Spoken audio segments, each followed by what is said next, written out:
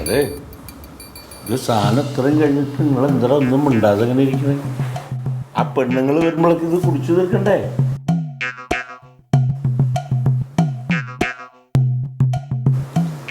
എന്തെങ്കിലുമൊക്കെ മിണ്ടി പറഞ്ഞിരിക്കടാ. പഴയ കാര്യങ്ങൾ പറഞ്ഞാൽ വഴക്കും വെക്കാനും തല്ലും പിടി ഉണ്ടാവും. അതുകൊണ്ട് അതിനി സംസാരിക്കരുത്, മനസ്സിലായോ? അപ്പൊ പഴയ കാര്യങ്ങൾ ഇനി സംസാരിക്കാൻ പാടില്ല. കൃഷ്ണമോനെ, സത്യത്തിൽ എന്തുണ്ടായി?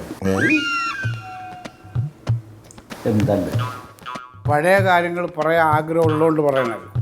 പക്ഷേ പഴയ പല കാര്യങ്ങളും ഈ ഉള്ളിക്കടന്നിങ്ങനെ തിളക്കുകയാണ്.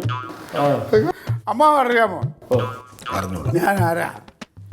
പൊതുപ്രവർത്തകൻ, ഒരു പ്രമുഖൻ, ഒരു രാഷ്ട്രീയക്കാരൻ, 10 ആൾ അറിയുന്ന ഒരു വ്യക്തി. എന്നെ ഈ പന്നണ്ടല്ലോ, ഇവൻ പന്നപ്പട്ടി,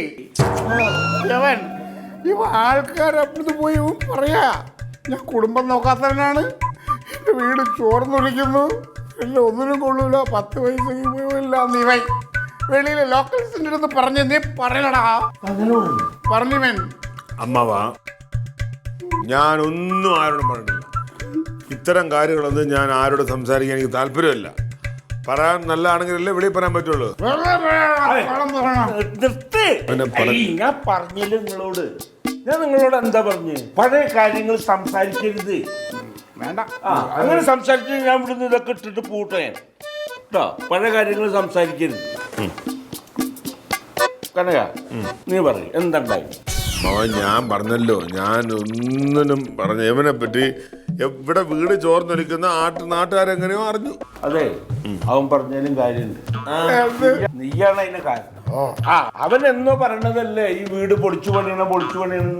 നീ സഹകരിക്കുകയാണെങ്കിൽ എന്നോ പൊളിച്ചു. നീ കൂടാത്തോണ്ടല്ലേ അവൻ വീട് പൊളിച്ചു പണിയായിട്ട്. അപ്പൊ അത് ശരി.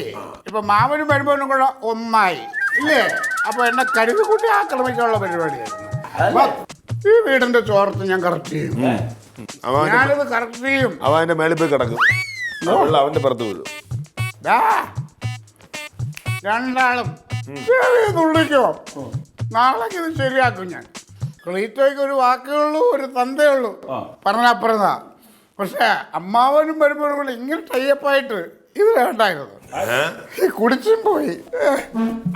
നാളെ ബാക്കി ഞാൻ കാണിക്കണം. അതിന്റെ ക്ലീറ്റോമാനാ പറഞ്ഞേക്കണേ, പകുതി കാശ് റെഡിയാക്കി വെച്ചോ. അവൻ പറഞ്ഞതുപോലെ ചെയ്യും.